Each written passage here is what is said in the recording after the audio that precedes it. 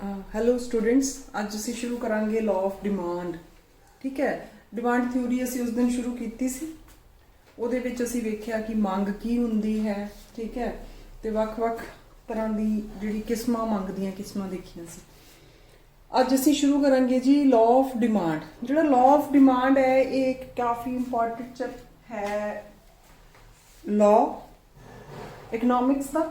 ਠੀਕ ਹੈ, ਇਹ ਅਲਫਰਡ ਮਾਰਸ਼ਲ ਦੁਆਰਾ ਦਿੱਤਾ ਗਿਆ। ਇਹ ਅਲਫਰਡ ਮਾਰਸ਼ਲ ਦੁਆਰਾ ਦਿੱਤਾ ਗਿਆ। ਠੀਕ ਹੈ, ਤੇ ਬਹੁਤ ਹੀ ਸਰਲ ਤੇ ਸੌਖਾ ਲਾਅ ਹੈ ਇਹ। ਤੁਸੀਂ ਕੋਈ ਇਹਦੇ ਵਿੱਚ ਇਹ ਨਹੀਂ ਹੈ ਕਿ ਤੁਹਾਨੂੰ ਕੁਝ ਸਮਝ ਨਹੀਂ ਆਊਗਾ। ਠੀਕ ਹੈ, ਪਹਿਲਾਂ ਕੀਤਾ ਵੀ ਹੋਇਆ। ਤਾਂ ਅਸੀਂ ਸ਼ੁਰੂ ਜਿੱਥੋਂ ਕਰਾਂਗੇ ਇਹਨੂੰ ਕਿ ਮੰਗ ਦਾ ਨਿਯਮ ਇਹ ਦੱਸਦਾ ਹੈ ਕਿ ਹੋਰ ਦੂਜੀਆਂ ਗੱਲਾਂ ਸਮਾਨ ਰਹਿਣ ਤੇ ਕਿਸੇ ਵਸਤੂ ਦੀ ਆਪਣੀ ਕੀਮਤ ਵਧਣ ਤੇ ਉਸ ਦੀ ਮੰਗ ਘੱਟ ਹੋ ਜਾਂਦੀ ਹੈ ਤੇ ਆਪਣੀ ਕੀਮਤ ਘੱਟ ਹੋਣ ਤੇ ਉਸ ਦੀ ਮੰਗ ਵੱਧ ਜਾਂਦੀ ਹੈ। ਇੰਗਲਿਸ਼ ਦੇ ਅਸੀਂ ਇਹਨੂੰ ਬੋਲੀਏ ਤਾਂ ਅਸੀਂ ਬੋਲਦੇ ਹਾਂ law of demand states that other things being equal, demand for a good rises with a decrease in its own price and fall with an increase in price। ਤਾਂ ਜਮਾਂ ਸਰਲ ਸੌਖਾ ਜਿਹਾ ਕਿ ਕਿਸੇ ਵੀ ਵਸਤੂ ਦੀ ਜਿਹੜੀ ਮੰਗ ਹੈ ਉਹਦਾ ਆਪਦਾ ਪ੍ਰਾਈਸ ਵਧਣ ਤੇ ਕੀ ਕਰਦੀ ਹੈ, ਘਟ ਜਾਂਦੀ।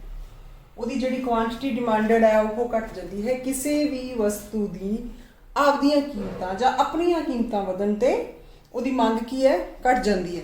ਤੇ ਨਾਲ ਇੱਕ ਮੇਨ ਪੁਆਇੰਟ ਇਹ ਕੀ ਬੋਲ ਰਿਹਾ, ਦੂਜੀਆਂ ਗੱਲਾਂ ਸਮਾਨ ਰਹਿਣ ਤੇ।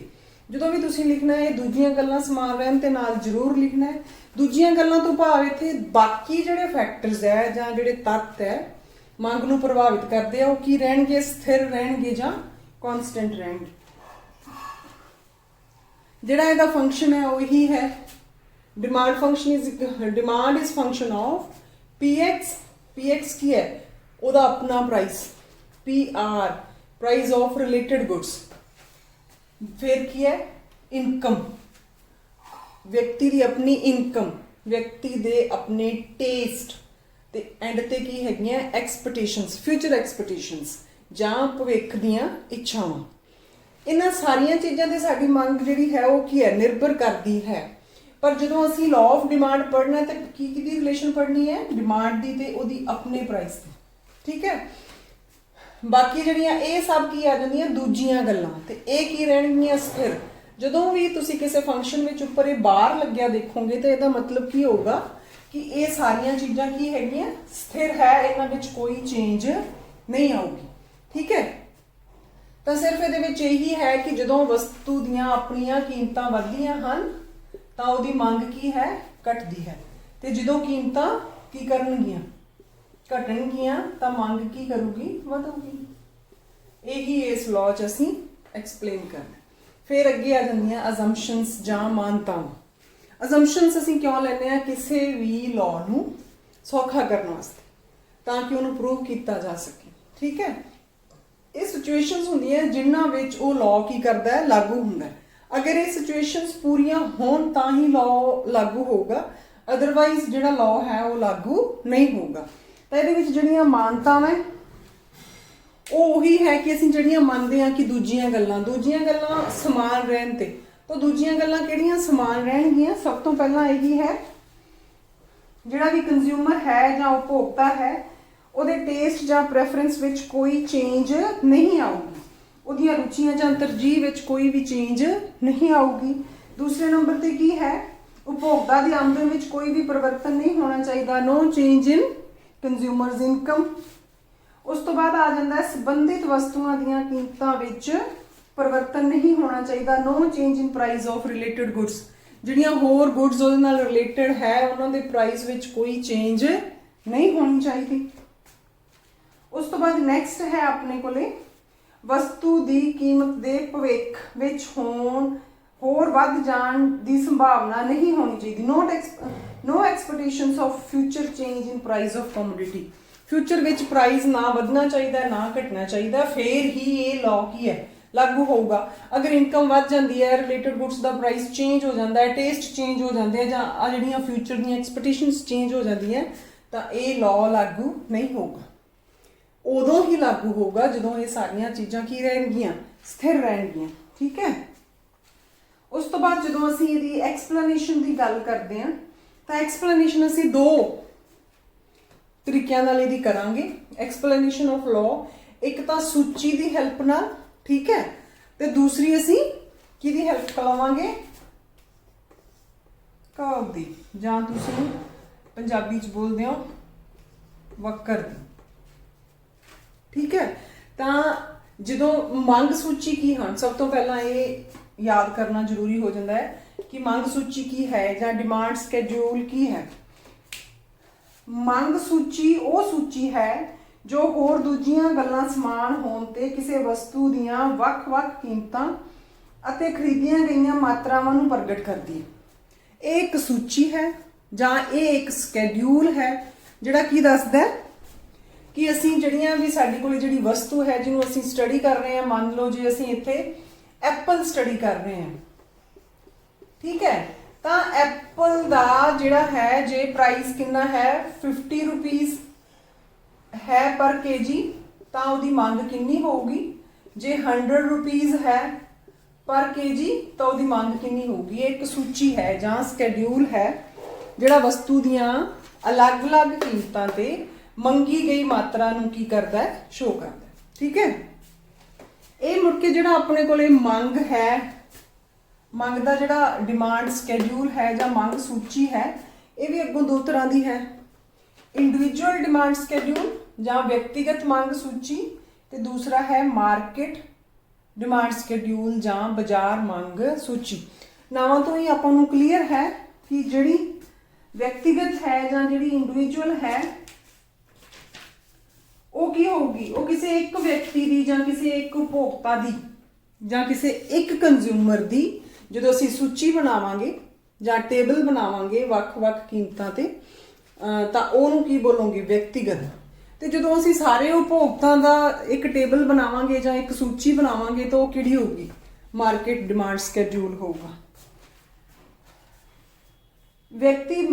ਵਿਅਕਤੀ ਮੰਗ ਤਾਲਿਕਾ ਉਹ ਤਾਲਿਕਾ ਹੈ ਜੋ ਮੰਗ ਦੇ ਦੂਜੇ ਨਿਰਧਾਰਤ ਤੱਤਾਂ ਤੇ ਨਾ ਬਦਲਣ ਦੇ ਹਾਲਾਤ ਵਿੱਚ ਇੱਕ ਨਿਸ਼ਚਿਤ ਮੰਗ ਵਿੱਚ ਵਸਤੂਆਂ ਦੀ ਭਿੰਨ ਕੀਮਤਾਂ ਤੇ ਵਸਤੂ ਦੀ ਮੰਗੀ ਗਈ ਮਾਤਰਾ ਦੇ ਸੰਬੰਧ ਨੂੰ ਪ੍ਰਗਟ ਕਰਦੀ ਹੈ। ਠੀਕ ਹੈ। ਜਾਂ ਤੁਸੀਂ individual demand schedule is defined as table which shows quantities of given commodity which an individual consumer will buy at possible prices, at all possible prices at given time।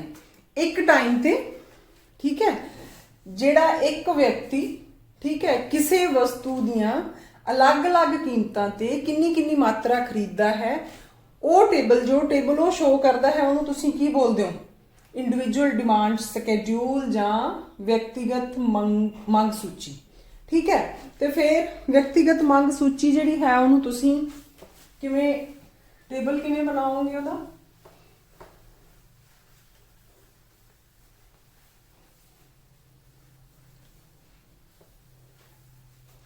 ਉਹਦੇ ਵਿੱਚ ਅਸੀਂ ਸਭ ਤੋਂ ਪਹਿਲਾਂ table of individual demand schedule ਜਾਂ ਵਿਅਕਤੀਗਤ ਮੰਗ ਸੂਚੀ, ਇੱਥੇ ਅਸੀਂ ਲਿਖਾਂਗੇ ਇੰਡੀਵਿਜੂਅਲ ਡਿਮਾਂਡ ਸਕੇਡਿਊਲ। ਠੀਕ ਹੈ। ਸਿੰਪਲੀ ਟੇਬਲ ਹੈ, ਯਾਦ ਕਰਨਾ ਬੜਾ ਸੌਖਾ ਹੈ। ਸਭ ਤੋਂ ਪਹਿਲਾਂ ਅਸੀਂ ਕੀ ਲੈਂਦੇ ਆ, ਪ੍ਰਾਈਸ ਆਫ ਆਈਸਕ੍ਰੀਮ, ਜਾਂ ਸਿੰਪਲ ਤੁਸੀਂ ਪ੍ਰਾਈਸ ਲੈ ਲਓ, ਵਸਤੂ ਕੋਈ ਵੀ ਹੋ ਸਕਦੀ ਹੈ। ਠੀਕ ਹੈ। ਪ੍ਰਾਈਸ, ਤੇ ਉਹਦੇ ਨਾਲ ਕੀ ਫਿਰ ਅਸੀਂ ਅਗਲੇ ਪਾਸੇ ਕੀ ਲੈਂਦੇ ਆ, ਕੁਆਂਟੀਟੀ ਡਿਮਾਂਡਡ। ਪ੍ਰਾਈਸ ਸਾਡਾ ਕਾਹਦੇ ਵਿੱਚ ਹੋਊਗਾ, ਇਨ ਰੁਪੀਜ਼, ਤੇ ਇਹ ਆਪਣੇ ਕੋਲ ਆ ਜਾਂਦੀ ਕੁਆਂਟੀਟੀ ਡਿਮਾਂਡਡ। ਜਿਹੜੀ ਕੁਆਂਟੀਟੀ ਡਿਮਾਂਡਡ ਹੈ ਉਹ ਕਾਹਦੇ 'ਚ ਹੋਊਗੀ, ਯੂਨਿਟਸ 'ਚ। ਠੀਕ ਹੈ। ਅੱਛਾ, ਇਹ ਨਿੱਕੀਆਂ ਗੱਲਾਂ ਦਾ ਧਿਆਨ ਰੱਖਣਾ ਹੈ ਕਿ ਉੱਪਰ ਪ੍ਰਾਈਸ ਲਿਖਣਾ ਹੈ, ਫਿਰ ਨਾਲ ਰੁਪੀਜ਼ ਸ਼ੋ ਕਰਨੇ ਹੈ। ਕੁਆਂਟੀਟੀ ਡਿਮਾਂਡਡ, ਮੈਂ ਭਾਵੇਂ ਇੱਥੇ QD ਲਿਖਿਆ ਹੈ, ਤੁਸੀਂ ਪੂਰਾ ਲਿਖਣਾ ਹੈ ਕੁਆਂਟੀਟੀ ਡਿਮਾਂਡਡ। ਠੀਕ ਹੈ। ਉਸ ਤੋਂ ਬਾਅਦ ਆਪਣੇ ਕੋਲੇ ਪ੍ਰਾਈਸ ਹੈ। ਪ੍ਰਾਈਸ ਆਪਣੇ ਕੋਲੇ ਕੀ ਹੈ, ਜਦੋਂ ਆਪਣਾ 1 ਰੁਪਈਆ ਪ੍ਰਾਈਸ ਹੈ ਮਾਰਕੀਟ ਵਿੱਚ, ਤਾਂ ਆਪਾਂ ਕਿੰਨੀਆਂ ਯੂਨਿਟਸ ਪਰਚੇਜ਼ ਕਰਦੇ ਆ ਜਾਂ ਖਰੀਦਦੇ ਆ, 4। ਫਿਰ ਜਦੋਂ ਆਪਣੇ ਕੋਲੇ ਪ੍ਰਾਈਸ ਘਟ ਕੇ ਵੱਧ ਕੇ 2 ਹੋ ਜਾਂਦਾ ਹੈ ਤਾਂ ਫਿਰ ਸਾਡੀਆਂ ਜਿਹੜੀਆਂ ਮੰਗੀ ਗਈ ਵਸਤੂ ਹੈ ਉਹ ਕੀ ਕਰਦੀ ਹੈ, ਘਟ ਜਾਂਦੀ ਹੈ। फिर जे प्राइस 3 हो जाऊगा तो की हो जानी है 2 ते जे प्राइस 4 हो जाऊगा तो वस्तुआं कितनियां रह जाएंगियां 1। ठीक है, तो इत्थों सानू वैसे भी क्लीयर हो रहा जिवें जिवें कीमतां वध रही हैं उवें उवें मंगी गई मात्रा की है घट रही है। उस तो बाद नैक्सट अपने को आ जाता है इंडिविजुअल डिमांड स्कैड्यूल है ये, वो फिर असं कि करांगे मार्केट डिमांड स्कैड्यूल। ठीक है, मार्केट डिमांड स्कैड्यूल तो भी थोनों इत्थों ये सीधा नाम तो ही पता है जो असीं किसी मार्केट की सिचुएशन जहाँ कह लो कि जिन्ने भी कंज्यूमर मार्केट च अवेलेबल है, ठीक है, जहाँ तुसीं ये कह सकते हो कि टोटल नंबर ऑफ कंज्यूमर्स या ऑल कंज्यूमर्स। ठीक है, तो मार्केट डिमांड स्कैड्यूल नूं अगर तुसीं डिफाइन करना है तो market demand schedule defines as quantities of given commodity which all consumer will buy at all possible prices at given moment of time। एक टाइम ते बाजार विच जिन्ने भी कंज्यूमर हैं वो किसी वस्तु दियां कितनियां यूनिट्स परचेज करते हैं कदों अलग अलग कीमतां ते। ठीक है, तो ये आपां जिहड़ा है मार्केट डिमांड स्कैड्यूल है ये साडे कोले फिर की हो जाता कीमतां सब तो पहला असीं की लवांगे प्राइस। ठीक है, इन रुपीज। उस तो बाद नैक्सट असीं की लवांगे डिमांड ऑफ ए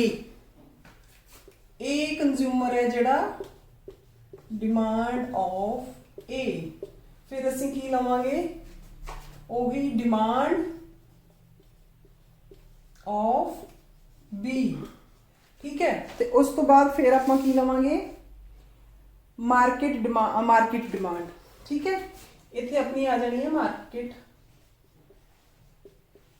डिमांड। तो सब तो पहला फिर जिहड़ा है अपने कोले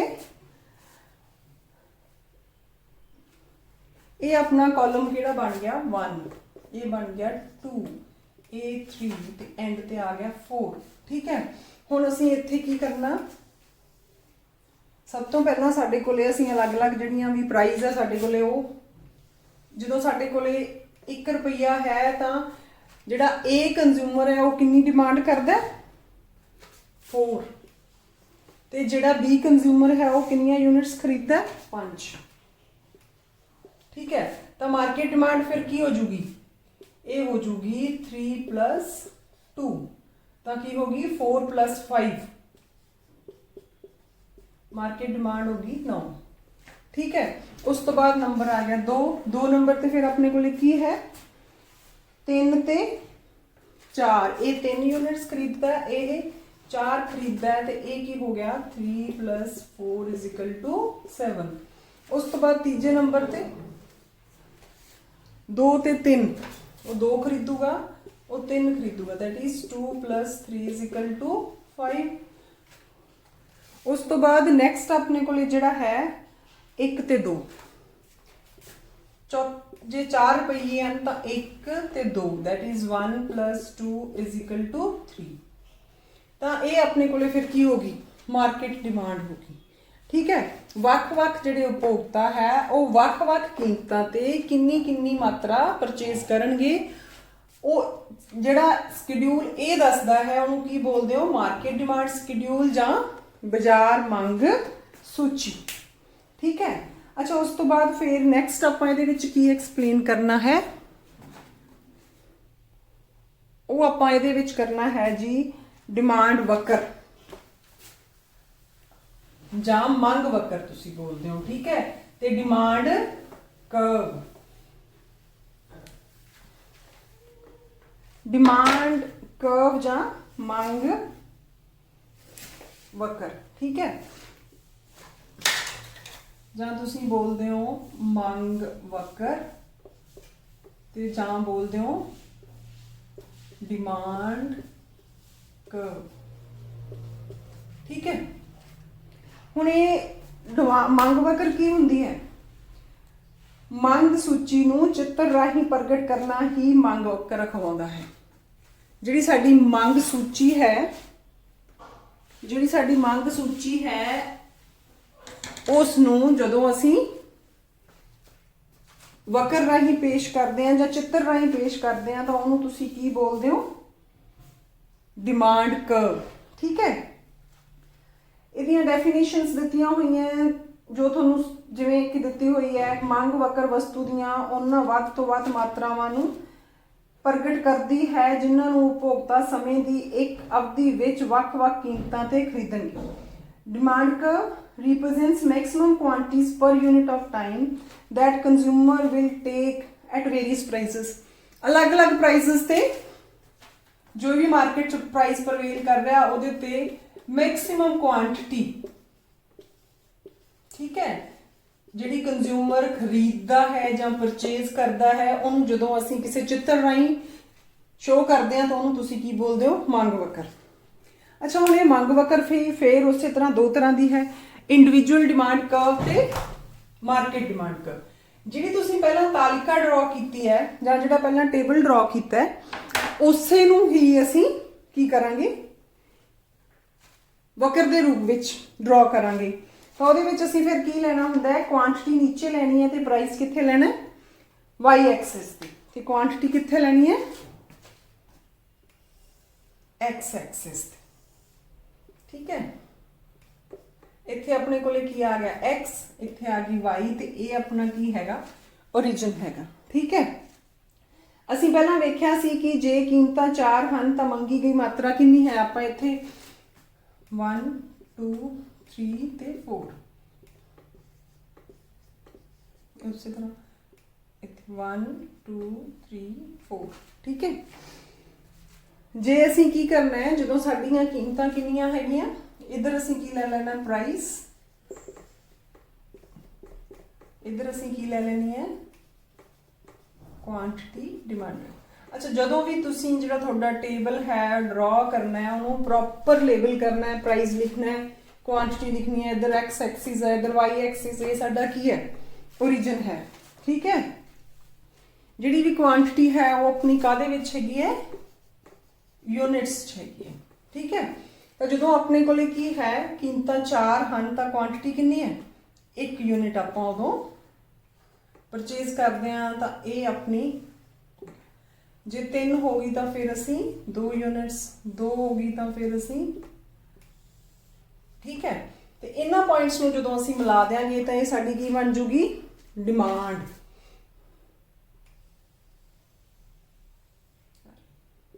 ਇਹ ਡੀਡੀ ਸਾਡੀ ਡਿਮਾਂਡ ਕਰਵ ਬਣ ਗਈ।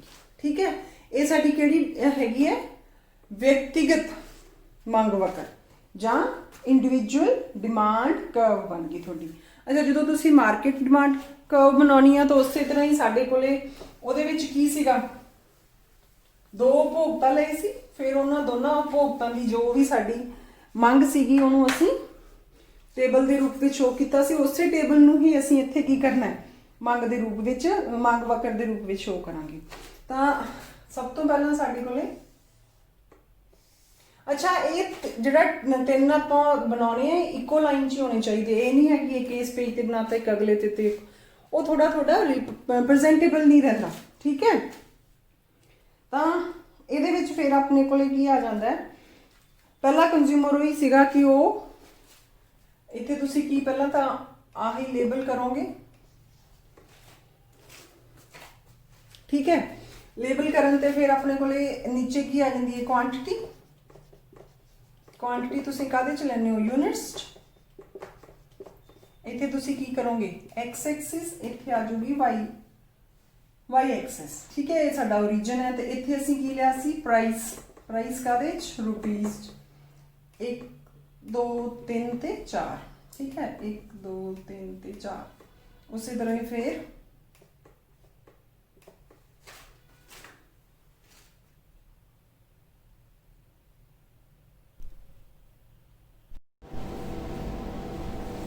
ਹਾਂਜੀ ਸਟੂਡੈਂਟਸ, ਮੰਗ ਵਕਰ ਜਾਂ ਡਿਮਾਂਡ ਕਰਵ ਫਿਰ ਅਸੀਂ ਉਹੀ ਪਹਿਲਾਂ ਮੈਂ ਦੱਸ ਵੀ ਚੁੱਕੀ ਹਾਂ ਕਿ ਉਸੇ ਤਰ੍ਹਾਂ ਹੀ ਅਸੀਂ ਡਰਾ ਕਰਨੀ ਹੈ ਜਿਵੇਂ ਕਿਹੜੀ ਕੀਤੀ ਸੀ? ਇੰਡੀਵਿਜੂਅਲ ਜਾਂ ਵਿਅਕਤੀਗਤ ਮੰਗ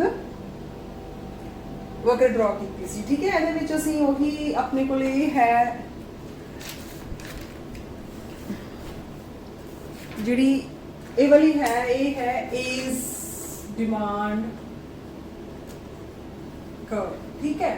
ਤਾਂ ਉਹ ਜਿਵੇਂ ਅਸੀਂ ਪਿੱਛੇ ਆਪਦੀ ਮੰਗ ਸੂਚੀ ਦੇ ਵਿੱਚ ਲਏ ਸੀ, A ਉਪਭੋਗਤਾ ਲਿਆ ਸੀ ਤੇ B, ਠੀਕ ਹੈ, ਜਾਂ A ਕੰਜ਼ਿਊਮਰ ਤੇ B ਕੰਜ਼ਿਊਮਰ ਲਿਆ ਸੀ, ਉਵੇਂ ਹੀ ਅਸੀਂ ਉਹਨਾਂ ਦੋਨਾਂ ਦੀ ਹੀ ਜਿਹੜੀ ਇੱਥੇ ਕੀ ਕੀਤੀ ਹੈ, ਮੰਗ ਵਕਰ ਡਰਾ ਕੀਤੀ ਹੈ। ਤੇ ਉਸ ਤੋਂ ਬਾਅਦ ਫਿਰ ਇਹਨਾਂ ਦੋਨਾਂ ਦਾ ਟੋਟਲ ਅਸੀਂ ਮਾਰਕੀਟ ਡਿਮਾਂਡ ਸ਼ੋ ਕਰਾਂਗੇ।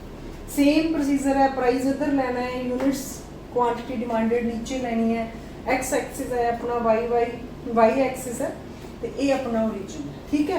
जो 1 रुपया 4 रुपये कीमत सी तो 1 यूनिट सी, 3 सी तो 2, 2 सी तो 3, 1 सी तो 4, सेम इधर। उस तो बाद फिर असीं इन्हां दोनों नूं जिवें आह 1 यूनिट सी 4 रुपइयां दे ते ये 2 यूनिट सी, तो 1 + 2, 2 + 3, 3 + 4 ते 4 + 5, ये अपनी की आ गई फिर मार्केट डिमांड कर्व, ठीक है।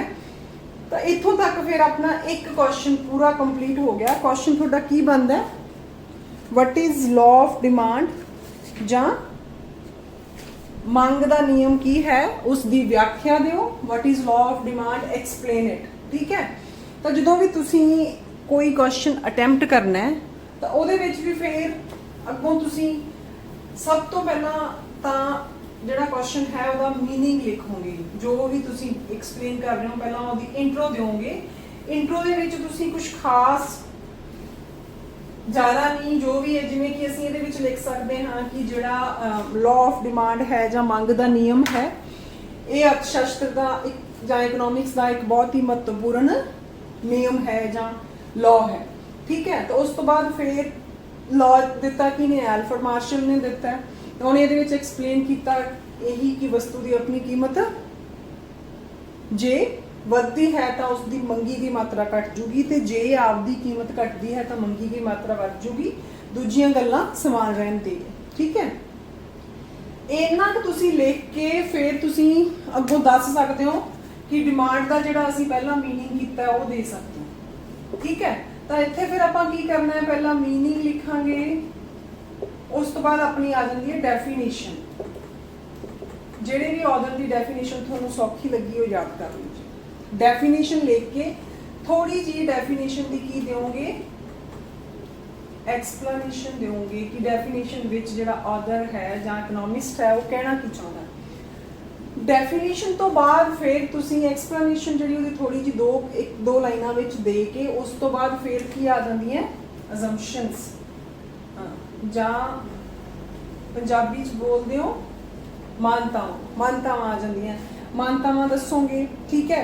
ਮਾਨਤਾਵਾਂ ਨੂੰ ਦੱਸ ਕੇ ਉਸ ਤੋਂ ਬਾਅਦ ਫਿਰ ਤੁਸੀਂ ਐਕਸਪਲੇਨੇਸ਼ਨ ਸ਼ੁਰੂ ਕਰੋਗੇ। ਐਕਸਪਲੇਨੇਸ਼ਨ ਵਿੱਚ ਕੀ ਆ ਜਾਂਦਾ ਹੈ, ਦੋ ਇਸ ਕੁਐਸਚਨ ਦੇ ਕੀ ਆ ਜਾਊਗਾ, ਸਕੇਡਿਊਲ ਆ ਜਾਊਗਾ ਤੇ ਨਾਲ ਕੀ ਆ ਜਾਊਗੀ, ਕਰਵ ਆ ਜਾਊਗਾ। ਉਹਨਾਂ ਦੋਨਾਂ ਨੂੰ ਤੁਸੀਂ ਅਲੱਗ-ਅਲੱਗ ਪ੍ਰੋਪਰ ਟੇਬਲ, ਇਹਦਾ ਟੇਬਲ ਪ੍ਰੋਪਰ ਡਰਾ ਕਰਨਾ ਤਾਂ ਕਰਵ ਪ੍ਰੋਪਰ ਡਰਾ ਕਰਨੀ ਹੈ, ਕਰਕੇ ਸਾਰਾ ਐਕਸਪਲੇਨ ਕਰ ਦਿੰਦੇ। ਅਗਰ ਕੋਈ ਕ੍ਰਿਟਿਸਿਜ਼ਮ ਹੈ ਤਾਂ ਤੁਸੀਂ ਫਿਰ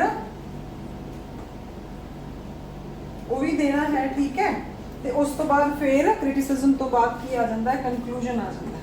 ਕ੍ਰਿਟਿਸਿਜ਼ਮ ਹੁੰਦਾ ਹੈ ਆਲੋਚਨਾਵਾਂ, ਜਾਂ ਕਨਕਲੂਜਨ ਨੂੰ ਬੋਲਦੇ ਹੋ ਸਿੱਟਾ, ਠੀਕ ਹੈ। ਤਾਂ ਇਹ ਸਾਰੀਆਂ ਚੀਜ਼ਾਂ ਤੁਸੀਂ ਕੀ ਕਰਨੀ ਹੈ, एक्सप्लेन, इस तरह ही क्वेश्चन अटैम्प्ट करना है, तो उन्होंने एक्सप्लेन करना। अगला पार्ट अगली वीडियो च करांगे, उहदे विच असीं अपवाद जां एक्सेप्शनस करांगे, ते दूसरा करांगे why does demand curve slopes downward. वो वाला नैक्सट वीडियो च मैं तुहानूं एक्सप्लेन करूँगी। Thank you.